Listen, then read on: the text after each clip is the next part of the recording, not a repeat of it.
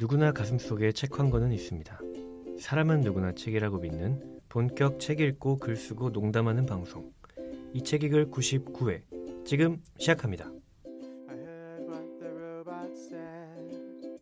안녕하세요. 99회로 돌아온 저는 제재입니다. 네, 오늘도 변함없이 늘 그렇듯 함께해 주실 두 분을 모셔야겠죠.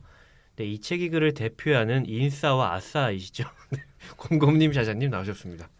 안녕하세요. 아싸 샤샤입니다. 안녕하세요. 아마도 인싸 공곰입니다. 아, 네, 반갑습니다. 반갑습니다. 네. 아, 예, 제가 왜 이 수식어를 진작 안 썼는지 이때를 위해서 아껴놓은 거지. 그런가 봐요. 네. 저는 과거 인싸라고 하죠. 과거엔 인싸였던 것 같은데 요새는 아니죠. 요즘은 아닌 것 같아요. 한 번이라도 인싸였던 사람은 인싸인 걸로 하자. 그러니까 DNA가 그럼 제재님은 어느 쪽인가요? 나 제재도 생각한 거 있어요. 요새 그거 있더라고.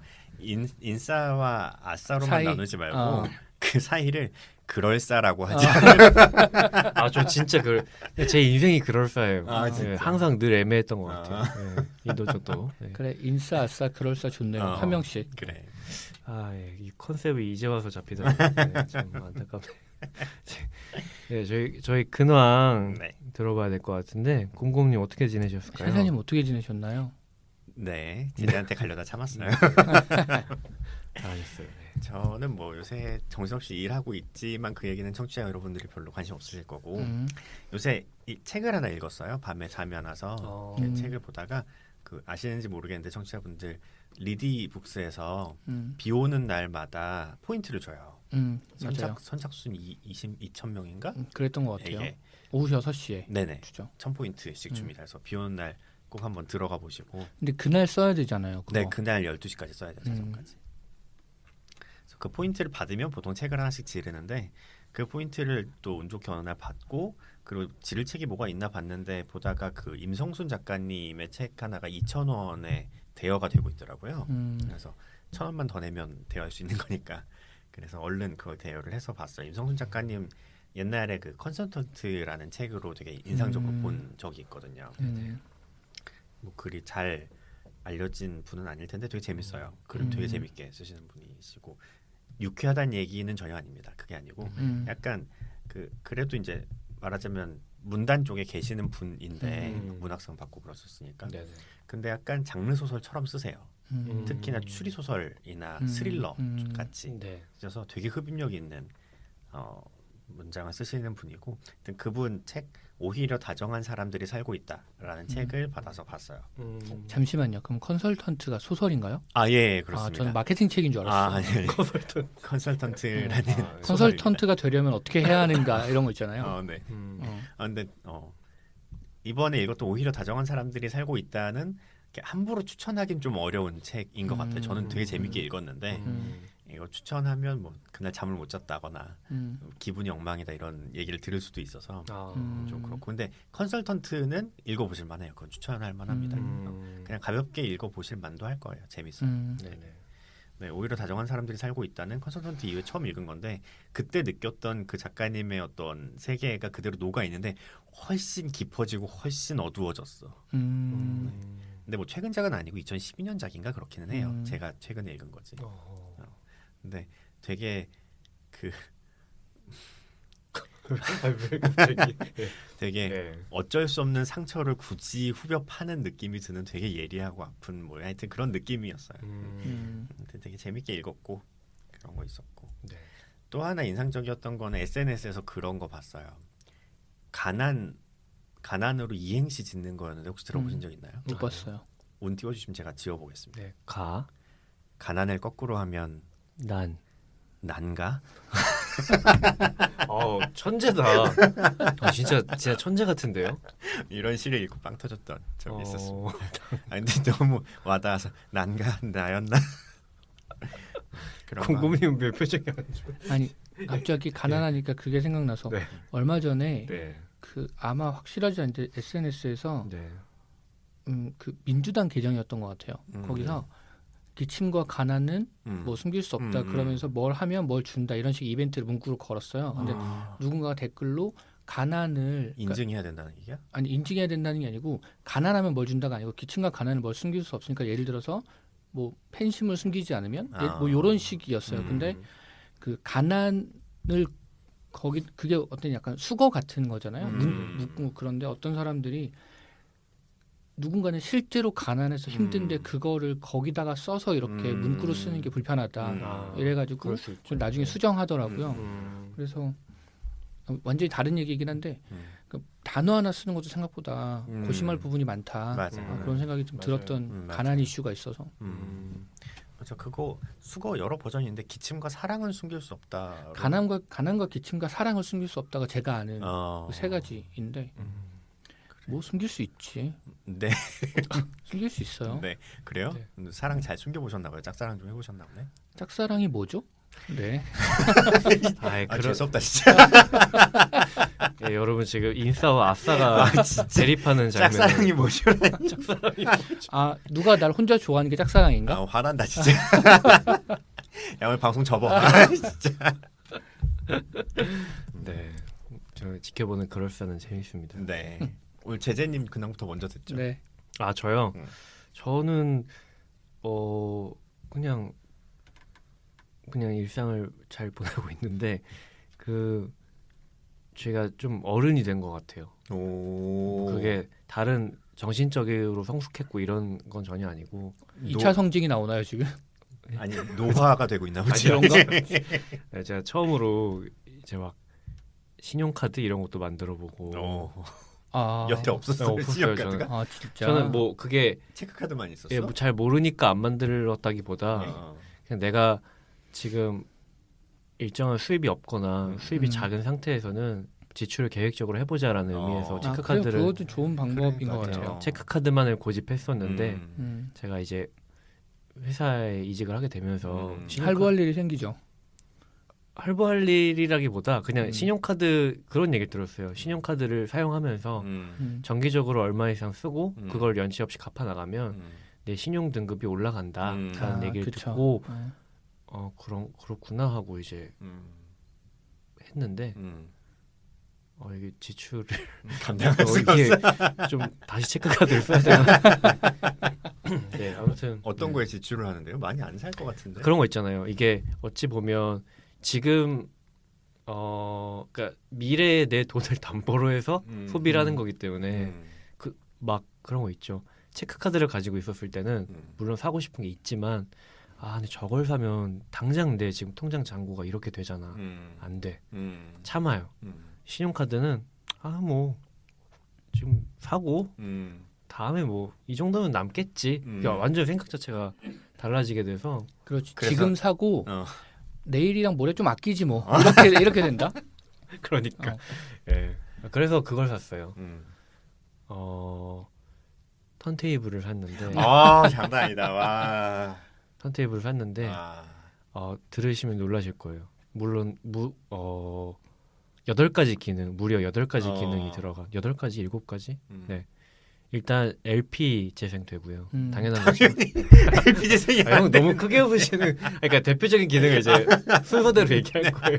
정말 깜짝 놀랐네요. 진짜 예. 무려 LP 플레이가 되다니 엄청나다. 예. 그 LP가 플레이되고 네. 그다음에 CD가 재생이 돼요. 진짜. 네. CD 들어가는 데가 있어요. CD가 따로 있어요. 오. 그러니까 약간 옛날 빈티지 전축 같이 또 디자인을 그렇게 해놨어요. 그래서 LP 플레이 되고 CD 플레이 되고 그 다음에 블루투스 스피커가 돼요. 와 장난 아닌데? 좋네. 오. 네. 그러니까 그 기기 자체로 그냥 블루투스 스피커로 쓸 수 있는 거예요. 그리고 라디오가 돼요. 오. 라디오가 되고 그 다음에 카세트 테이프. 카세트가 돼요. 네, 테이프가 돼요. 와. 그다음 뭐지? 왜 5가지밖에 없지? 이 정도만 돼도 저는 충분히 살만하다는. 인테리어 기능과 그런가? 8번째쯤 가면 변신도 할 것 같은데 약간. 공기청정 기능이 있었나? 잘 모르겠는데 아무튼 그 정도만 돼도 저는 이건 충분히 살만한 진짜. 가치가 있는 기기다라는 생각이 들어서 나도 탐나는데. 좋아요. 인테리어도 되게 괜찮고 스피커로서의 성능도 나쁘지 좋을 거 않아요. 아니에요. 예, 좋아요. 근데 뭐 물론 오디오에 굉장히 매니악하시거나 관심이 있으신 분들은 여기 음질이 조금 노이즈가 있네라든지 그런 걸 캐치하실 수도 있는데 그냥 뭐 저희가 일반적으로 듣기에는 나쁘지 않은. 네. 근데 진짜 그 LP 재생하다가 CD도 한번 재생했는데 확실히 CD가 그 음질 자체로만 보면 정말 좋은 깨끗함이 것 같아요. 다르죠. 예, 네. 정말 좋더라고요. 음. 네. 그리고 일단 제가 그런 기계 있으면 보통 제 방에 두는데 제가 거실에 뒀어요. 그래서 되게 이제 부모님도 좋아하시는 게 그런 거 혹시 있으세요? 집에 들어가서 괜히 TV는 켜기 싫고 그치. 그런 거 있죠. 아 근데 뭔가 소음은 있었으면 좋겠고 했을 때 라디오 어머니가 요새 라디오를 켜시는데 되게 잘 쓰시더라고요. 그래서 좋은 기기가 있다. 팔러 나왔습니다. 네. 좋은 기기 설명의 마지막은 가격이죠. 가격은 가격과 제재를- 브랜드와 제품명을 알려주셔야죠. 가격 이거 얘기해도 돼요 여기서? 얼마 대 왜? 정도? 뭐 심의에 걸리나요? 가격은 20만 원 조금 넘어가고요. 뭐야? 생각보다 싸네요. 아 그래요? 나는 적어도 100 이상은 할 줄 저도 알았는데. 아니요. 그런 고급 기기는 제가 아무리 신용카드가 야, 우리 있어도 안 채팅방에 사죠. 올려. 나도 살래. 네. 그리고 20만 원이 조금 넘는 가격이고 그다음에 아이온이라는 일본 회사에서 만들었어요. 네, 만들었고 또 뭐가 있죠? 어디서 검색하면 나오나요? 저는 쿠팡에서 샀어요. 역시 쿠팡 요새 쿠팡 장난 아니다. 쿠팡에 진짜. 없는 게 없죠. 책도 있고 네, 다. 맞아요. 근데 뭐 다른 데서도 검색해서 살 수 있는데 음. 쿠팡이 그러니까 네이버에 예를 들어 검색을 하면 해외에서 제품을 가져와서 보내는데 쿠팡에 올라와 있는 거는 제가 오후 3시에 주문했는데 다음날 아침 7시에 와 있고 아니 얘네 어떻게 하는 거지? 그래서 1조 적자잖아요. 그래요? 아이고 좀 슬픈 얘기. 네, 아무튼 되게 저는 그 기기가 사실 퇴근하고 바빠서 잘 못 듣는데 주말에는 이제 들으려고 하는데 좋다. 그냥 바라만 보고 있어도 되게 좋은 그렇게. 기기. 그런 거 있는 것 같아요. 내가 어떤 행동이나 그러니까 어떤 걸 못 누리고 있을 때는 그런 장비나 세팅이 없어서인 경우도 많은 것 같아요. 말씀하신 것처럼 그런 기계가 있으면 라디오도 더 듣게 되고 음악도 더 듣게 맞아요. 되고 그렇지. 그런 것 같아요. 근데 LP가 많아요 집에? 집에 제가 예전에 한때 막 모으던 시기가 있어가지고 그리고 아버지가 이제 학창 시절에 사셨던 것도 좀 남는 게 있고 그래서 LP 듣는 것도 좋아요 진짜로. 네, 진짜 음질은 CD가 확실히 좋은데 LP는 그 뭐라고 해야 되지? 아무튼 감성. 그렇지. 네, 몰라 부끄러워하지 않아도 된다고 뭐라 생각합니다. 뭐라 말할 수 없는 그런 게 감성이 있어요. 있지. 그 노이즈라든지 아니면은 음역 폭이 생각보다 이렇게 그 고저가 심해서 그 낮은 음으로 갈 때는 진짜 우리는 귀는 반응을 못하는데 심장이 반응을 한다고 하더라고요. 실제로. 맞아. 가청 영역을 벗어난 것도 받아들이긴 합니다. 역시. 네, LP는 매우 아날로그라고 봐도 될까요? 근데 그건 그쵸. 완전 아날로그죠. 네네. CD는? CD는 디지털이죠. 거긴 0이랑 1로 되어 있죠. 0이랑 1. 그렇군요. 그렇군요. 0이 맞나요? 1이 맞나요? 네, 뭐가 맞냐? 네, 그래서 신기한 게 제가 알기로는 그래요. 네. 그 LP판을 네. 현미경으로 이렇게 다 들여다보면 거기 홈이 있어서 바늘로 이렇게 하는 거잖아요. 네네. 근데 그거 알죠? 웨이브 파형이라는 거 알죠? 네. 음성 편집하다 보면 이렇게 네네. 돼 있는 거. 그게 LP판 홈에 그려져 있대요, 실제로. 대박. 그렇게 홈에 이렇게 그려져 있어서 그 니들 바늘이 그 홈을 이렇게 따라가면서 그 소리를 내는 거라고. 그래서 현미경으로 들여다보면 웨이브 파형이 보인다고 그러더라고요. 그냥 막 생각하기에는 LP판을 만드는 게 CD 만드는 것보다 어려울 것 같기도 하고. 그런 느낌이죠. 네. 네. 하여튼 그래서 이제 좀 들으면 들을수록 음질이 약간 망가지는 것도 실제로 그 웨이브 파형을 계속 니들이 달아서. 지나가면서 소모시키니까 그렇다는 얘기도 있더라고요. 네. 제가 두 가지 기능 생각났어요. 여튼 그래요. 그거지? 네, 그것만 뭔가요? 말하고 다음 뭔가요? 궁금이 그만하고 넘어가시죠. 네. 당연한 거지만 그냥 일반 잭으로 연결해서 스피커로도 쓸 수 있어요. 스피커로 네, 사용. 일반 스피커로 음. 쓸 수 있고 나머지 하나는 이거는 제가 사실 이 기능 때문에 샀다고 해도 과언이 아닌데 진짜 그렇게 중요한 되게 거야? 맞추고 싶다. 힌트 주시면 안 돼요? 맞춰보게? 힌트요. 불 들어와요? 아날로그의 디지털화. 이거 너무 그냥 대놓고 힌트인데. 뭐 아날로그 디지털 전혀 모르겠는데. 아날로그의 디지털화? 형들 이거 들으시면은 되게 사실 있을 법한 기술인데 되게 저도 처음 딱 들었을 때는 완전 신기술인데 이 생각이 들었. LP를 CD로 구워주나? 비슷해요. 그럼 LP를 MP3로 구워줘요? 맞아요. 그래서 지금 재생되고 있는 LP판을 MP3 파일로 변환시킬 수 있어요. LP 소리 그대로 되겠네요. 그러면. 그죠. 어. 근데 이게 굉장한 기술인 게 사실 저는 음원 사이트 음악을 좋아하는 사람으로서 음원 사이트나 물론 유튜브에 가면은 많은 게 올라와 있지만 그 LP로만 들을 수 있는 음악들이 분명히 많거든요. 왜냐면 뭐 그 당시에 잠깐 발매됐다가 뭐 사라진 음반이라든지 아니면은 60년대 이전이나 60년대 초 중반 음반들은 지금 LP로밖에 없잖아요. 그런 것들을 디지털화해서 뭔가 이렇게 아카이빙 할 수 있다는 게 그거는 진짜 대단한 기술인 것 같아요. 네. 저는 이렇게 하나 꽂히면은 얘기를 해야 돼서 아무튼 좋아요. 네. 저는 그 기기에 그 기능이 있으면 되게 좋을 것 같다는 생각을 했어요. CD나 블루투스 스피커로 플레이를 할 때도 LP가 돌아갔으면 좋겠어. 그 턴테이블이 마치 내가 LP를 듣는 것처럼. 그냥 인테리어지 뭐. 그거는 약간 그 저기 대형마트 가면 악수해주는 인형 같은 거 그런 거 아닌가? 약간 그런 기능이. 네. 사실 저는 LP로 음악을 들어본 적이 정말 손에 꼽기 없어서 저도 없는 것 같아요. 그래서 그 로망을 잘 몰라요. 그래서 그 LP가 아날로그이고 뭐 노이즈가 있고 그래서 따뜻하고 좋다는 얘기는 많이 들었는데 경험해보지 않아서 좀 궁금하기는 해요. 저는 음질은 전혀 모르겠고 이제 근데 약간 그런 건 있어요. 다 우리가 다루는 게 디지털이면 실물이 없잖아요. 그쵸. 거기서 오는 묘한 상실감 같은 게 요새는 있는 것 같아. 그 진짜로 만질 수 있는 게 좀 좋아지고 눈에 보이는 뭔가 움직이고 동작하는 걸 보고 싶은 느낌이 있어서 그래서 블루투스 스피커로 들을 때도 턴테이블은 돌아가고 있었으면 좋겠는 느낌이 있는 거지. 그렇군요. 근데 제가 왜 여기서 자신 있게 추천하냐면 저는 개인적으로 뭐 두 분은 그 전자책으로도 많이 보시지만 그 책이 가지는 물성 이런 걸 분명히 좋아하실 거라고 저는 생각을 해요. 그렇죠. 그런데 LP가 그런 책의 물성, 그러니까 음악의 물성 가장 잘 표현한 어떤 프로덕트가 아닌가.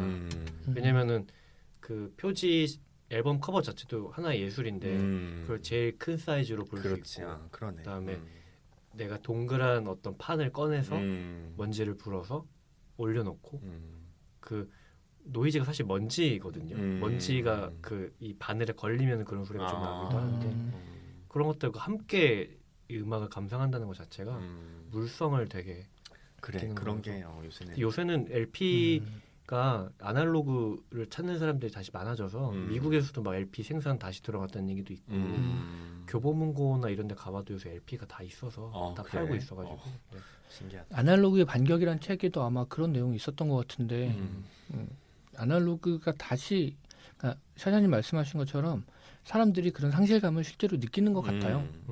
그래서 손에 잡을 수 있는 것들을 찾고 대신 이제 아날로그는 비싸죠. 고급 문화가 되지. 그러네. 그러니까 교보문고만 가도 LP판을 파는데 많이 팔아요. 그러니까 예전보다 진짜 구하기가 쉬워졌는데 그래서 이 기기를 사셔도 LP판을 쉽게 구하실 수 있을 거라고 저는 생각을 하고 근데 LP판이 비싸요. 교보문고에서 파는 게 그러니까 어디 옛날 이런 그런 황학동 이런 데 가면 옛날 LP 중고들 파는데 그런 데서는 좀 저렴한데 최근에 나온 막 아델 이런 것도 LP로 있거든요. 진짜 있어요. 와 아델을 LP로 들으면 진짜 그렇죠. 되게 장난 아니겠다. 마룬 5 이런 것도 있고 다 있어요. 요즘 나온 것도 웬만한 거 다 LP 있는데 교보문고에도 파는데 보통 3만 원 정도 하는 것 같아요. 그래 그런 것도 요즘에는 디지털화되고 모든 게 가까워지면서 되게 편리해졌잖아요. 그 예를 들어서 집에 인공지능 스피커가 있으면 말하면 바로 틀어지잖아요. 그치, 근데 LP 같은 경우에는 내가 음악을 들을 때까지 들어가는 수고로움이 있어서 그 과정 전체를 좋아하게 되는 것 같아요. 그런 거 있지. 맞아요. 그런 경험들을 또 중요시하게 생각하는 사람들이 있으니까. 그래 인생은 경험이지. 네, 그래서 저는 이 제품명을 저희 단톡방에 올리도록 하겠습니다. 청자 여러분들은 아이온으로 검색해 보시면 볼 수 있나요? 네, 그냥 아이온 턴테이블, 그러니까 알파벳 ION이거든요. 아이온 그 턴테이블 검색하면 그 딱 이거 말한 거구나. 아마 제품에 딱 한번 들어오실 거예요 한눈에. 네, 추천합니다. 네. 좋은 근황 감사합니다. 항상 근황 때 물건 파는 것 같아가지고. 공검님. 저는 저도 별일 없이 지내고요. 일 열심히 하고 있고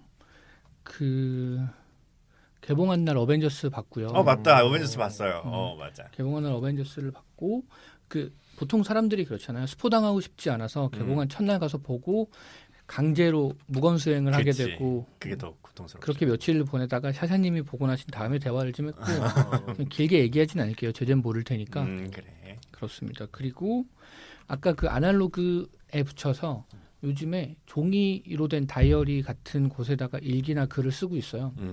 제가 저번에 디즈니 갔을 때 그 트래블러스 노트를 샀거든요. 트래블러스 노트를 사서 거기다 이제 뭘 쓰고 있는데 확실히 저는 원래 종이나 노트나 여기에 펜으로 글씨 쓰는 걸 좋아했는데 일하면서 그것들을 다 아이패드로 바꿨어요. 그러니까 아이패드에 손으로 쓰는 애플 펜슬로. 네. 근데 그게 편리하긴 한데 확실히 그 아까 제재가 말한 감성이 없죠. 그래서 그치. 업무적인 부분은 그냥 아이패드로 쓰고 개인적인 부분은 그 종이, 다이어리, 노트에다가 쓰고 있어요. 근데 그게 이렇게 뭐랄까 묘한 기쁨이 좀 되는 것 같아요. 즐거움? 여기 쓰고 있는 게 무슨 내용을 써서가 아니고 그 가죽으로 된 겉 커버와 그걸 열고 노트에다가 뭘 적고 그리고 노트를 찝는 클립을 사고 막 이런 것도 있잖아요. 뭘 사서 좋은 건가? 아무튼 그런 과정들이 네. 뭔가 보통 자기 전에 쓰는데 자기 전에도 쓰고 그냥 생각나서 뭐 쓰고 싶으면 쓰는데 그때마다 그 아까 LP 올리는 그 전체 과정처럼 그걸 준비하는 전 과정이 좀 뭐랄까 아무튼 즐거움을 좀 주는 것 같아요. 그 의식이라 그러죠. 그치. 리추얼. 맞아요. 그런 부분일 수도 일상에 있고. 그런 게 필요하다는 얘기들도 굉장히 많이 있어요. 자기에게 의미를 부여하는 일련의 과정이 필요하다. 그게 위안이 되고 그렇다는 얘기 있더라고요. 되게 좋은 것 같아요. 난 그런 리추얼이 1도 없는데. 리추얼이라면 아이를 씻기고 잔다? 아이를 씻기는 게 리추얼이지. 네, 뭐 하여튼 네. 예. 네. 그래서 저희 이제 본격적으로 책 얘기를 해야 될 것 같아요. 네. 저희 근황 얘기하다가 또 시간이 길어졌는데. 그러게요. 네. 저희 이번 다룰 책은 샤샤님이 고르신 책이죠. 네. 김연경님이 쓰신 좋은 이별. 네. 애도 심리 에세이. 네. 어떤 책인지 한번 소개해 주시죠. 네, 간략하게 소개를 드릴게요. 김연경 작가님이 쓰신 책이고요. 사람 풍경이라는 출판사에서 나왔습니다. 김연경 작가님은 경희대 국문학과를 나오시고 소설이랑 시로 등단하신 분이시고요. 소설도 꾸준히 쓰시면서 그 정신분석을 개인적으로 공부를 하셔서 이런 에세이로 많이 그런 걸 풀어내시는 분이시고요. 제가 처음 이분 저작을 접한 거는 천개의 공감이라는 그것도 이제 상담에 대한 에세이인데 거기서 처음 접했고 그리고 지금 이 책을 보게 되었습니다. 제가 가지고 있는 이 종이책으로만 있어요. 전자책이 없고 그래서 제가 가지고 있는 판으로는 초판 1쇄가 2012년 5월에 발행이 됐고 저는 초판 23쇄를 가지고 있습니다. 2019년 3월에 발행이 됐으니까 굉장히 최근까지도 찍고 있는 23세면 대단한 거 아닙니까? 대단하죠. 정말 스테디셀러라고 할 수 있죠. 저는 왜 18세일까요? 오. 언제 샀어요? 저 지난 녹음 끝나고 지난달에 그래요? 네. 어디 특별한 그 서점에 가서 사셨나 보다. 뭔가 저는 이렇게 손해 보는 것 같죠? 왜 손해야? 네? 완전히 똑같죠. 18세면 아 그래요? 내용이 판이 바뀌지 않으면 내용은 똑같으니까. 그렇군.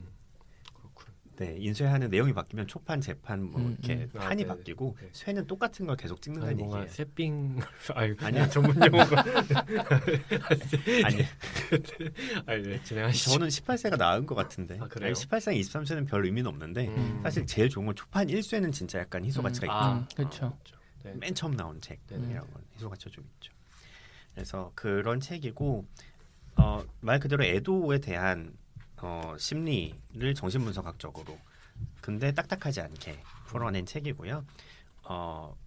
책 내용은 이제 얘기하면서 나오겠지만 우리가 애도를 해야 되는 경험들이 되게 많아요. 생각보다 꼭 우리가 어떤 사랑하시는 분들이 돌아가셨을 때가 아니고 뭐 아주 하찮게는 좀 그렇지만 사소하게는 물건을 잃어버렸을 때도 애도의 상황이 될 수 있는 그런 거여서 애도의 상황이 필요한 경우가 굉장히 많고 책은 이렇게 구성이 되어 있어요. 네 개의 장으로 구성이 되어 있는데 1장은 애도에 대하여라고 해서 애도가 무엇이고 왜 필요한지에 대해서 이야기하는 부분이고요. 2장은 열정이 여전히 상대를 향해 흘러가고 있는 상태에 대해서 다루고 있습니다. 그러니까 그 연인이랑 이별했을 때를 생각하면 좋을 것 같아요. 아직도 그 사람을 원망하고 미련을 갖고 있고 뭐 이런 상태.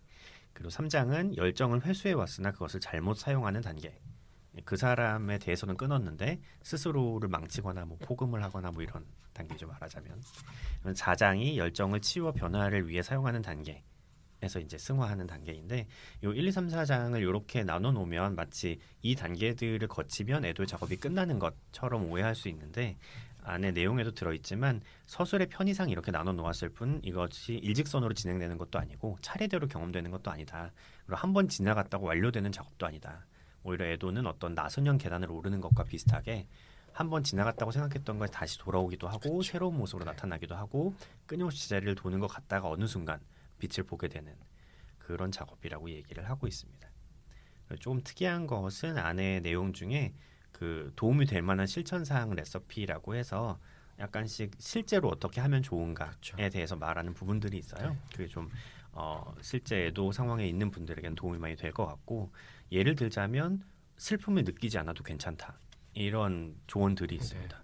슬퍼해야만 될 것 같은데 안 슬플 때 그게 오히려 죄책감이 되기도 한다 그러더라고요. 그렇지만 감정은 내가 느끼고 싶다고 해서 느낄 수 있는 것도 아니고 당연한 것도 아니기 때문에 슬픔을 느끼지 않아도 괜찮다. 네.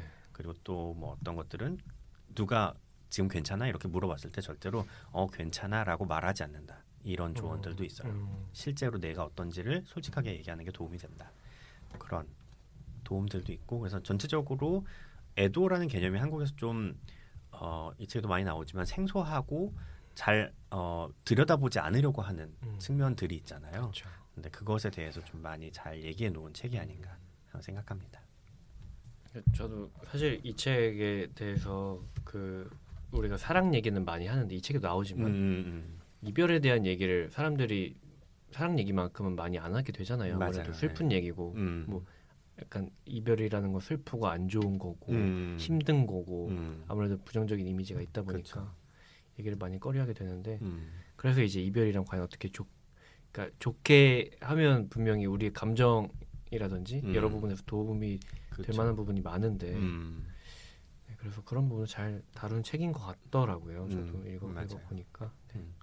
그것도 그렇고, 그러니까 제대로 애도가 되지 않은 상실의 감정들은 반드시 해결해야 되는 심리학적인 문제를 남긴다라고 책에서는 얘기를 하고 네. 있어요. 그래서 애도를 잘 거치면 좋아지는 것도 물론 맞고, 네. 애도를 제대로 못하면 그게 나도 모르는 문제로 네. 남아 있을 수 있다는 네. 얘기들이 계속 나오죠. 제목이 좋은 이별이라서 처음엔 이별에 포커스를 두고 읽었는데 사실 상실이나 결핍에 대한 이야기였던 것 같고요. 맞아요. 네. 그리고 사실 회복에 대한 얘기였던 것 같기도 하고 그랬던 것 같아요.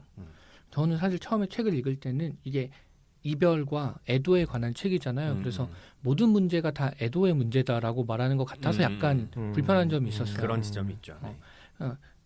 사람이 무언가 나중에 문제가 발생했을 때 그 원인은 너무나 다양할 텐데 사실 그러니까 너무 애도를 잘하지 못해서 잘 보내지 못해서 라고 하는 것이 좀 과하지 않나? 라고 생각한 지점이 있었는데 근데 끝까지 다 읽고 나니까 그러니까 이 책은 기본적으로 그 부분만을 말하고 싶었던 책이라서 그 부분만을 얘기했구나 이런 느낌이 좀 들었고요. 그렇죠. 그리고 그 실제로 그럴 수도 있다 어느 정도는. 그러니까 왜냐하면 그 문제가 나타나게 된 다양한 원인 중에 하나이기는 했겠죠.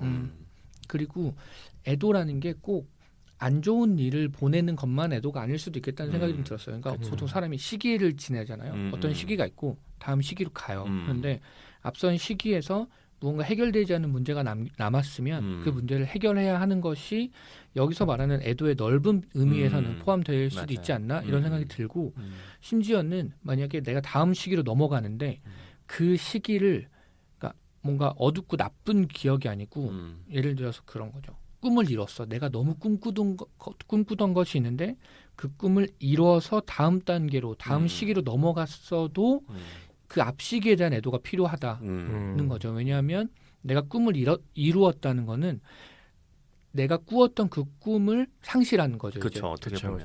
그래서 그런 식으로라도 애도가 필요하다. 그렇게 보면 시기를 좀 넘어가는 방법. 사람이 조금씩 성장하거나 성숙할 때 앞 시기를 잘 보내고 지금 시기에 충분히 이렇게 몰입할 수 있는 그 방법으로 애도를 제시한 것 같기도 하고 여러 가지 느낌이 들었습니다. 맞아요. 그렇습니다. 단순히 뭔가 사랑에 이은 이별에 대한 책은 아니었던 것 같아요. 네. 굉장히 다양한 이야기들이 들어있죠. 그래서 네.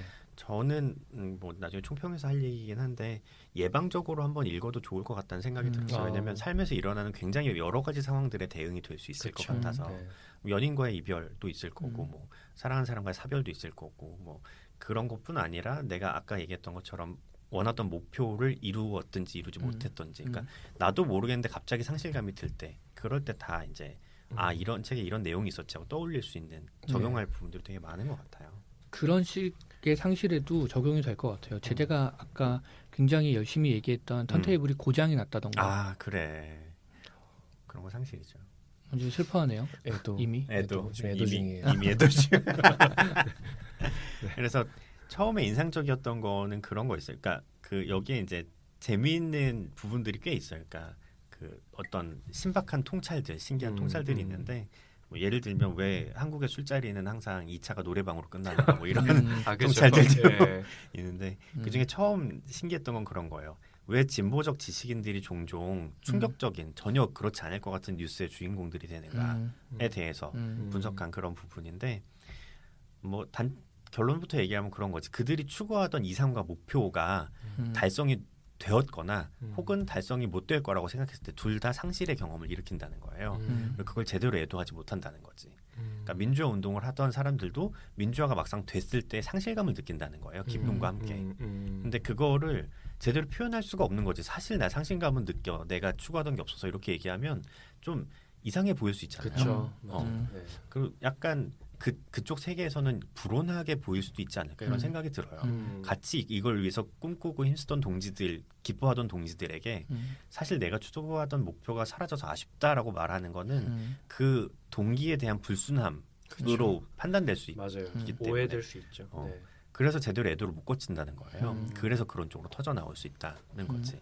그래서 애도의 경험이 생각보다 필요한 경우가 되게 많은데 뭐 아까도 잠깐 얘기했지만 아주 극단적으로 가면 이런 것도 그러니까 주식 투자에 실패해서 돈을 잃었을 때 이런 것도 애도의 경험이 될 수 있다는 거예요. 근데 이게 애도의 경험이 된다는 거는 개인적인 판단의 영역인 거지. 그러니까 어떤 사람들한테 그러냐면 제가 취미로 주식을 하다가 잃었을 때는 애도까지 필요한 경험은 아닌데 그 돈을 얻고 돈이 나의 자존감을 구성하는 굉장히 중요한 부분인 사람에게는 그게 애도의 경험이 필요한 게 될 수 있다는 거지.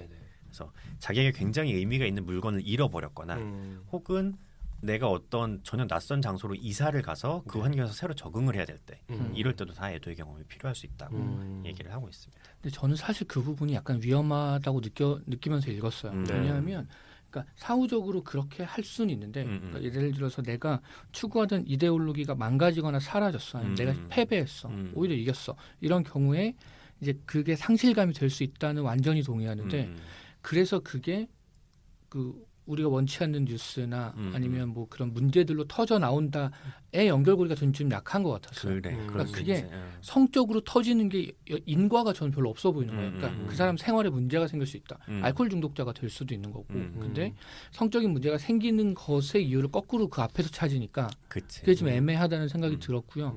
그 말에 이어서 이제 그 부분에 이런 내용도 있어요. 어떤 사람이 뭐 현장에서 운동권 같은 데서 활동을 하다가 소련이랑 동구권이 해체되고 그러면서 심리적으로 내면이 무너졌다. 그러면서 기존 체제에 합류하기 시작했는데 직장인들이 향유하는 유흥 문화를 보면서 또 충격을 받았다. 이러면서 아니 이 사람들이 그동안 이렇게 살았다는 말이야. 그러면서 내가 그동안 무언가를 놓치고 살았구나라고 생각해서 그쪽에 탐닉하게 되었다라는 식으로 이렇게 인과가 쭉 가는데 저는 이것도 납득이 안 되는 거예요. 아니 이 사람들이 이렇게 누리고 살았단 말이야라고 느끼는 게 너무 이상하지 않나? 내가 느끼는 상실감이 여기에 붙으면 안 되는 거죠. 그리고 물론 그럴 수도 있겠지만 사람마다 다르지. 사람마다 다르고 그리고 여기에 붙은 건 저는 잘못이라고 생각해요. 그렇죠, 그거는 잘못이지. 근데 그거를 이렇게 이유를 들어서 그러니까 뭐라고 해야 될까? 이런 사람도 있겠지. 그리고 이렇게 가는 게 전혀 말이 안 된다가 아니고 이렇게 가는 흐름이 마치 괜찮은 것처럼 보여지는 거나 비춰지는 건 문제가 좀 있지 않나. 변호하는 것처럼 보인다. 그렇죠. 그런 느낌이 드는 거죠. 그리고 기본적으로 그걸 보고 저 사람들은 저러면 안 되지가 맞는 판단이 아닌가. 내가 무엇을 잃었어도 약간 그런, 물론 제가 그런 극단적인 상실을 겪어보지 않아서 머릿속으로만 생각하는 걸 수도 있는데 읽으면서 약간 위험하다고 생각했어요. 그런 지점이 있죠. 그렇습니다. 그게 변호하기 위해서는 아닐 거고 아마. 저는 되게 개인적으로 받아들였던 것 같아요. 그러니까 만약에 내가 지금으로선 전혀 그럴 것 같지 않지만 무언가에 굉장히 탐닉하거나 중독되게 된다면 알코올 중독이라거나 그럴 때 혹시 네 안에 어떤 상실의 문제가 있지는 않은지 돌아봐라 라고 점검할 수 있는 것 정도. 그러니까 그 인과가 맞다는 얘기가 아니라 혹시 그럴 수도 있다. 뭐 이렇게 사례를 제시하는 것 정도로 저는 개인적으로 받아들였던 것 같아요.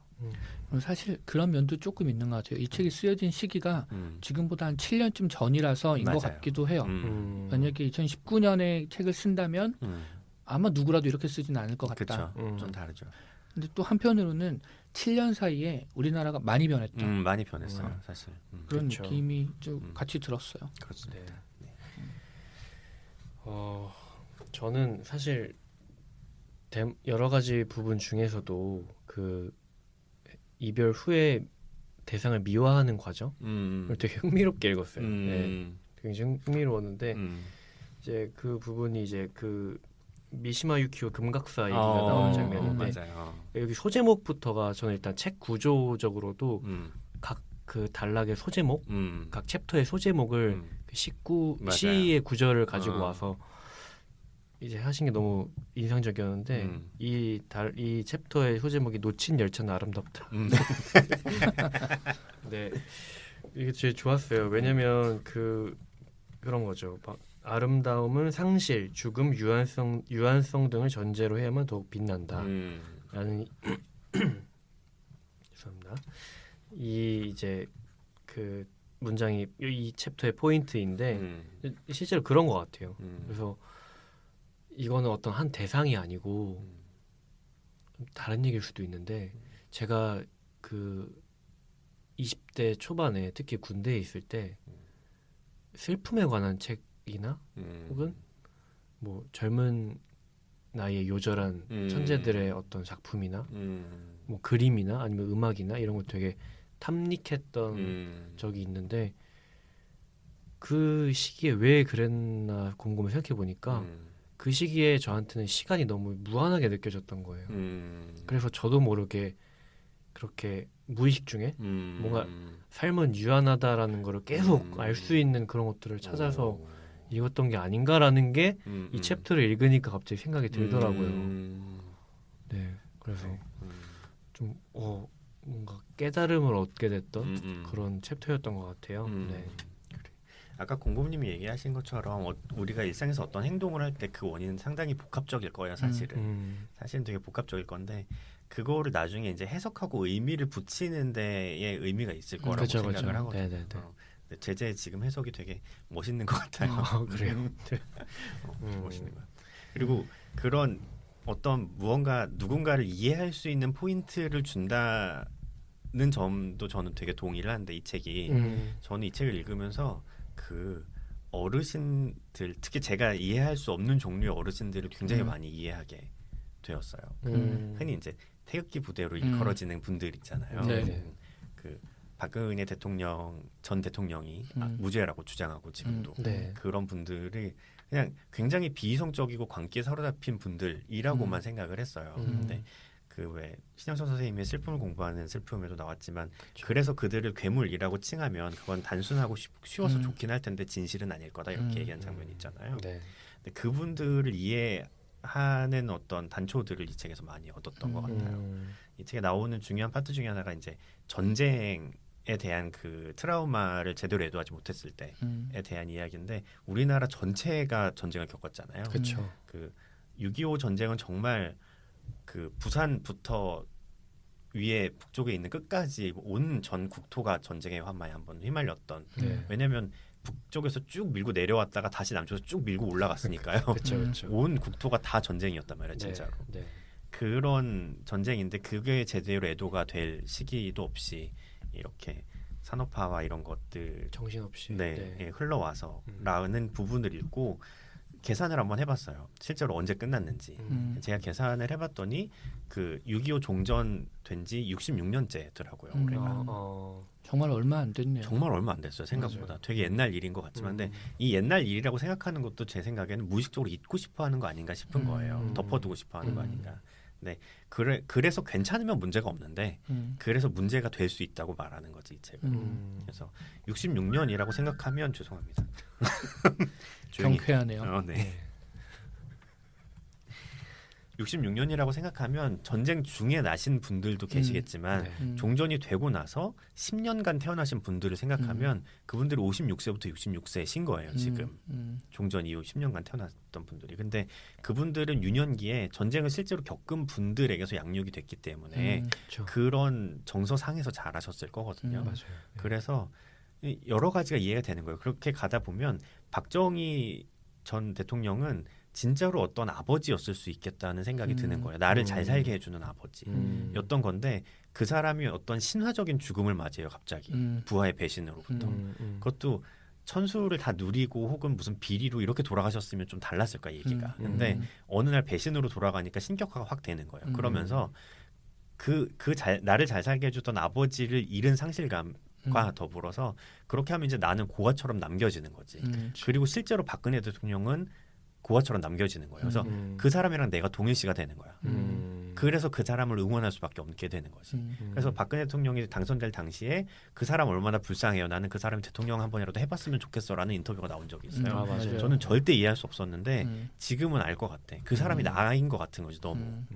그런 느낌이겠구나 하는 생각이 많이 들었어요. 그렇죠. 아, 어떻게 저렇게 생각을 하지? 되게 비이성적이다라고 생각하는 것 자체가 우리가 그 세대에 대한 이해가 부족한 걸 수도 있죠. 어찌 보면. 그러니까 네. 사실은 생각해 보면 그 사람들도 인간일 거고 복합적인 굉장히 그렇죠. 네. 여러 가지 생각을 갖고 있는 인간일 거고 예. 그렇게 단편적인 사람이 아닐 텐데 그렇다면 뭔가 이유가 있을 건데 그 이유를 생각해 보기를 싫어하는 거죠. 사실은 이해하기 싫어하는 거죠. 그러니까 어찌 보면 그 세대 그 시대에는 어떤 민주적인 어떤 그런 절차나 인권이나 이런 거보다 내가 당장 잘 먹고 잘 사는 게 더 중요했을 수도 그치, 있죠. 전쟁이 끝났을 때는 네. 얼마 전에 그 알쓸신잡 시즌 3인가 그거를 다시 봤는데 6.25 이후에 그 부산에 대한 이야기가 나왔어요. 6.25 때 이제 북쪽에서 쭉 밀려가지고 부산에 피난민들이 다 몰린 거예요. 네. 그 전까지는 부산 인구가 되게 얼마 안 됐다고 그러더라고요. 근데 맞아요. 거기에서 부산 사람들이 어떻게 피난 온 사람들이랑 같이 살았는가를 얘기를 듣는데 정말 전쟁 이후의 삶이라는 건 굉장히 척박하구나. 뭐 척박이란 단어가 너무 고상한 단어로 느껴질 정도로 그런 생각이 들더라고요. 진짜 살아남는 게 문제인 시절인 거예요.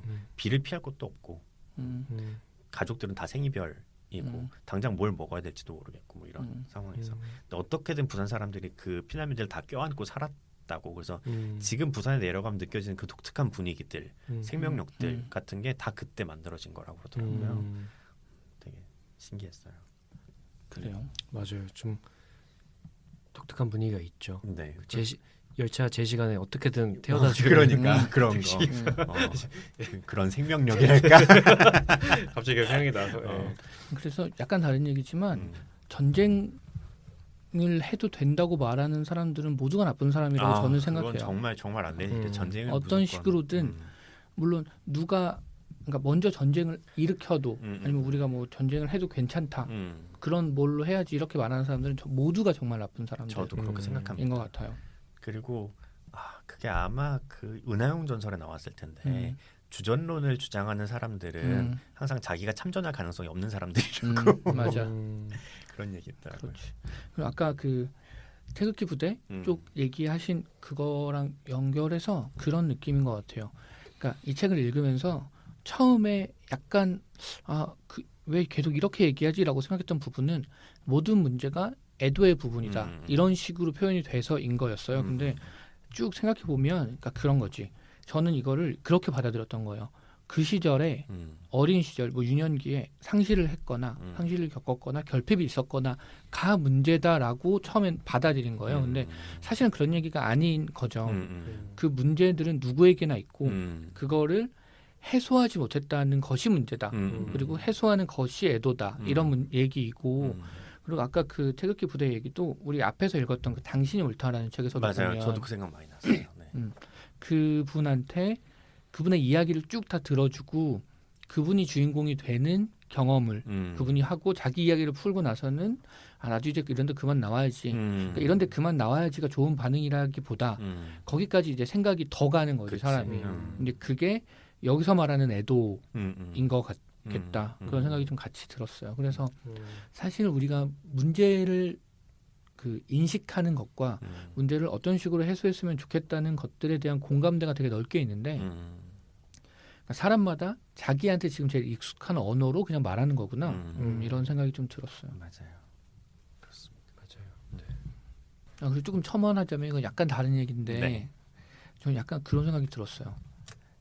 이 출판사 이분 거 아닐까? 책 제목이랑 그쵸 쓰셨던 그죠. 책 제목 왜? 이분이 쓰신 책 제목 중에 사람 풍경이라는 네네. 제목이 있어요. 그 출판사가 사람 풍경이에요. 근데 보니까 편애인이는 다른 사람이에요. 편애인이는 다른 사람이고 그 출판사 검색 시스템에서 검색도 해봤어요. 대표자가 이분인가? 역시 탐정인 줄. 근데 이분은 심수하세요. 이분은 아니에요. 편애인이가 다른 분인데 네네. 그래서 그 대형 서점에 들어가서 이 출판사가 펴낸 책을 다 봤어요. 사람 풍경이라는 출판사. 사람 풍경이 펴낸 책을 다 보고 이 김연경 작가님이 쓰신 책의 출판사들을 다 봤어요. 진짜 탐정인 줄. 근데 대부분 겹쳐요. 이분이 거의 다 이 출판사에서 만약에 그러니까 정확한 수치는 아닌데 10종 정도를 출간했다 하면 한 8, 9종은 이 출판사에서 나왔어요. 이 출판사에서 10종 정도를 냈다 치면 7, 8, 8, 9종은 이분 책이에요. 그래서 약간 그런 생각이 들었습니다. 그래서 아니, 그러면 안 되는 건 아니잖아요. 그럼요. 그렇죠. 네. 그런 거지. 저자로서의 인세와 출판사로서의 수익이 모이면 좋겠다. 아닐 수도 있지만 모이면 좋겠다. 그리고 만약에 그렇다면 이것이야말로 언어의 온도의 앞선 모델이 아닌가. 그렇지. 이런 생각이 들었습니다. 근데 SNS에서 그런 글도 읽었어요. 언어의 온도의 성공을 보고 다들 되게 부러워하잖아요. 본인 출판사로 성공한 케이스니까. 근데 언어의 온도 이전에 8권의 실패한 책이 있다 그러더라고요. 그 이기주 작가님의 사람들이 그 부분은 잘 모르고 한 번에 성공한 줄 안다고 그런 얘기가 있더라고요. 네. 그래요. 네, 그렇습니다. 할 얘기가 되게 많은데 그러게요. 이게 저는 어찌 보면 이 김연경 작가님이 그러니까 문학을 전공하신 분이잖아요. 네네. 어쨌든 그래서 좀 정신 분석학 쪽으로 물론 공부를 후에 많이 하셨지만 어찌 보면 그런 쪽의 전공자가 아니라 문학을 전공하신 분이라서 그렇죠. 좀 이렇게 막 어렵거나 그랬던 책은 아니었던 것 맞아, 같아요. 어렵지 않게 쓰셨어요. 네. 저는 약간 개론 느낌의 책이었다고 생각하고요. 이 부분에 대해서 정말로 조금 더 공부를 해보거나 알아봐야겠다 싶으면 전 전공자가 쓴 책을 한번 더 읽어보는 게 좋다고 생각이 좀 들었고 그리고 그런 얘기 있어요. 이분이 이제 애도 얘기를 하는데 그 허지원 교수님이라고 나도 아직 나를 모른다 이런 책을 쓰신 분이 있는데 그 책을 읽은 건 아니고 그분이 팟캐스트에 나와서 책 얘기랑 이렇게 하신 걸 봤는데 그러니까 이런 유의 얘기를 하셨어요. 어렸을 때 사람으로 인한 상처 혹은 뭐 애정 결핍 막 이런 온갖 문제들이 있잖아요. 그것이 그러니까 우리는 해소될 수 없다고 생각하는 경우가 많잖아요. 어렸을 때 이미 겪고 넘어가서 근데 그렇죠. 성인이 된 이후에 되게 가깝고 좋은 관계 뭐 부부일 수도 있고 연인일 수도 있고 아니면 친구일 수도 있고 그런 관계를 3년 정도 경험하면 해소가 된다고 하더라고요. 그래서 저는 그 말에 되게 위안을 많이 받았어요. 그러니까 누구나 어렸을 때 되게 행복하기만 했어 이런 사람들은 별로 없잖아요. 사람 생이 그렇죠. 그럴 리가 없죠. 그럴 리가 없지. 인생 그리고 고통인데. 그렇게 모든 걸 가졌다고 생각하는 사람도 문제가 있었을 네. 거고 근데 그것이 성인이 돼서 충분히 극복할 수 있고 그분이 한 3년 정도 경험을 하면 된다. 그래서 나중에 시간이 되면 그분 책을 보거나 이 책이랑 이어서 봐도 좋을 것 같다는 생각이 들었어요. 그렇네요. 네. 그래요. 그 신영선 선생님 어떤 책인지 모르는데 문장 중에 그런 거 있어요. 우리에게 희망이 있다는 얘기는 앞으로 계속 좋은 일들만 생길 거라는 의미가 아니라 우리가 지나온 시간들이 의미가 있었다는 얘기다. 뭐 이런 얘기가 있어요. 갑자기 그 문장이 생각이 나네요. 애도가 되네요. 하여튼 그런 게 되게 위안이 되는 것 같아요. 일어난 일은 되돌릴 수 없지만 그죠. 그건 맞지만 내가 그것 때문에 한평생 휘둘릴 거라고 얘기하진 않는 것. 그것은 치유될 수 있다고 얘기하는 것. 네. 그런 건 좋은 것 같아요. 그 단어에는 힘이 있잖아요. 네. 그래서 애도라고 계속 표현하니까 사실은 약간 갇히는 느낌이 저는 좀 있어요. 그래. 방금도 제재가 애도가 되네요라고 말을 하는데 그러니까 어떤 느낌인지 충분히 이해가 되는데 그러니까 그냥 직관적으로 애도하면 슬픈 일을 그치. 떠나보내는 것처럼 맞아요. 느껴지잖아요. 맞아요. 근데 이분이 사실 말하는 건 그거보다 더 포괄적으로 큰 것인데 그쵸. 맞아. 그 단어가 너무 약간 그 좁히는 정의를 좁히는 느낌이 약간 들어요. 맞아요. 그런 게 있죠. 네. 좋은 단어가 필요한 시점이기도 한 것 같아요. 네. 그래서 저는 아까도 말한 챕터에서도 음. 좀 살짝 이어서 얘기하자면 그 내가 상실했거나 아니면 어떤 슬펐던 과거나 대상에 대해서 미화하는 게 그렇게 나쁜 것만은 아니다라는 생각도 들어요. 사실은 그렇죠. 네. 어느 정도 필요한 것 같고 미화에서 얽매여 있으면 문제가 되죠. 그쵸, 그쵸. 그걸로 인해서 극복을 내가 할 수 있다면 좋은 것 같습니다. 저는. 그래요. 상대를 그것을 미워하는 것에는 그 당시에 나를 위로하는 것도 있는 것 같아요. 그렇죠. 그 사람이나 아니면 그 무엇이 그럴 만한 가치가 있는 거였어라고 하는 거지. 결국 나를 위한 행위인 거죠. 그렇죠. 네. 다 그렇죠. 네네. 그래서 이런 작업들을 다 마치고 잘 떠나 보내면, 그러니까 마지막에 이제 나오는 얘기 중에 하나가 분리와 통합이 동시에 이루어진다고 얘기하거든요. 그래서 잘 떠나 보내는 것도 있고, 뭐 부모님이 돌아가셨다고 예를 들면 잘 떠나 보내면 오히려 그분들의 좋은 모습들이 내 안에 남는다는 거예요. 나의 성품의 통합이 돼서. 그래서 더 이상 슬프지 않게 웃으면서 떠올릴 수 있다는 거지, 그분들을. 좋은 기억으로. 그 두 가지가 모두 이루어진다고 얘기를 합니다. 네. 사실 우리나라 사회가 여러 종류의 감정 표현이 굉장히 인색한 사회이고 그러니까 표현도 표현인데 그 감정을 다루는 것이 미숙한 사회인 것 같아요. 맞아요. 우리도 마찬가지일 거고 그래서 뭐 애도 떠나보냄 그러니까 어쨌든 어떤 종류든 간의 이별에 대한 뭐랄까 생각 아까 제재님 얘기했던 것처럼 사실 저도 내가 무한하다고 시간이 무한하다고 느끼고 있었구나라고 했잖아요. 근데 그런 걸 깨닫는 거 되게 어려운 것 같거든요. 내가 어떤 시기에 내가 이런 상태였었나 보다라는 거를 인식하지 못하죠 우리는. 근데 그런 식의 경험들 뭔가를 보내면서 그리고 한 번쯤 그 시기에 이름을 붙이거나 정의를 해보는 그런 좀 좋은 계기가 될 수 있는 책이었던 것 같아요. 네. 그러면 넘어갈 수 있죠 다음 시기로. 네. 아니 정확하게 말하자면 그런 것 같아. 몸은 다음 시기로 이미 가 있는데 앞에 시기를 못 놓고 있던 거지. 그래서 완전히 넘어가거나 앞에 걸 놓을 수 있게 되는 것 같기도 하고 약간 그런 느낌이었어요. 그런 것들이 필요하죠. 네. 그래서 사실 제목만 봤을 땐 이거 그냥 뭐 사랑에 관한 에세이 아니야 하고 그러니까 오히려 제목 자체가 좀 이 책에 담고 있는 가치나 그런 메시지들을 너무 줄여버리는 느낌이 있어요. 너무 통속적이지 좋은 이별을. 그래서 좀 아쉬운 면이 있는데 그래서 뭐 정말 내가 최근에 뭐 어떤 뭐 소중한 물건이라든지 아니면 뭐 작은 것들에 있어서 뭐 상실을 겪어서 슬프신 분들이 읽어도 좋을 것 같고 아니면은 그냥 가볍게 심리학 책 뭐가 읽으면 좋을까라고 했을 때 읽어도 저는 나쁘지 않을 것 같은 그런 책이었습니다. 네. 그래요. 전 이 책에서 제일 좋았던 문장이 하나 있는데 근데 이건 애도에 대한 문장은 아닌데 약간 다른 거였는데 이런 거였어요. 오늘날에도 문학은 동시대인의 울음을 반걸음쯤 앞서 우는 기능을 갖고 있는 게 아닌가 생각된다. 이 말이 전 너무 좋았어요. 그래요. 그렇지. 제가 그 문학에 대해서 되게 옛날부터 갖고 있던 문장 두 개가 있어요.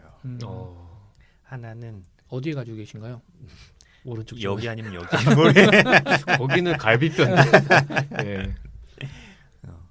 이제는 놓아야 되나 싶은데 첫 번째는 아마 중고등학교 시절에 가졌던 문장인 것 같아요. 첫 번째는 문제는 천형이다라는 문장이고요. 천형? 그러니까 문학적인 재능 문제는 하늘에서 내려준 형벌이다.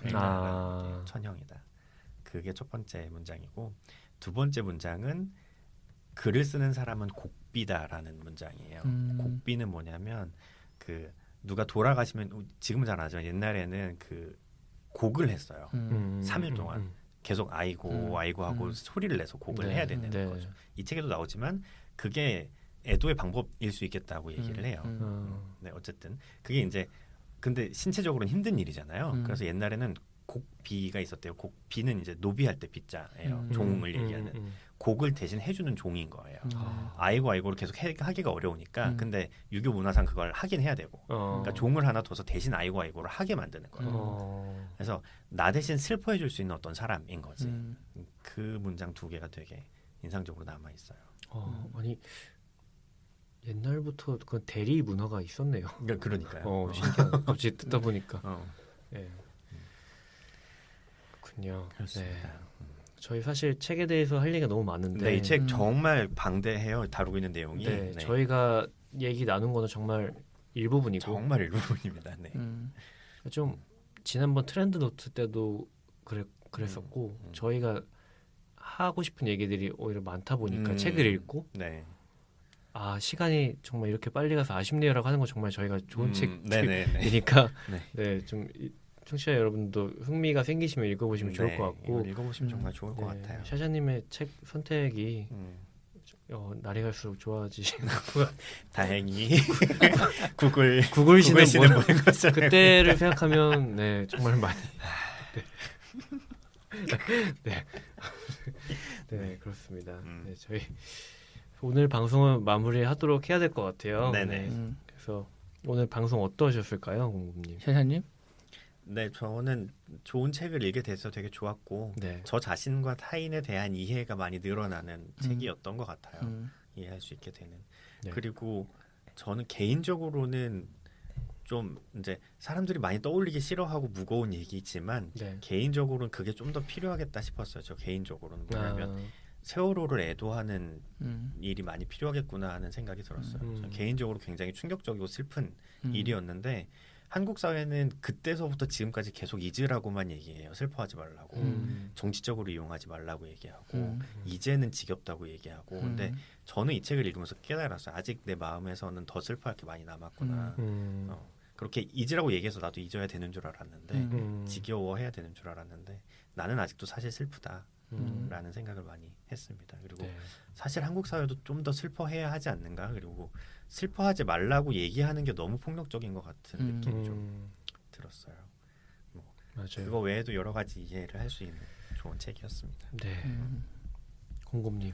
저는 그 세월호 얘기 붙여서 조금만 하자면 그러니까 그 부분도 충분히 있고 전 반대쪽에서 그런 게 있어요. 여전히 너무 슬퍼서 그 생일 같은 영화가 개봉하면 그래 저렇게라도 해주는 사람들이 너무 감사하다고 말하면서 나는 못 봐.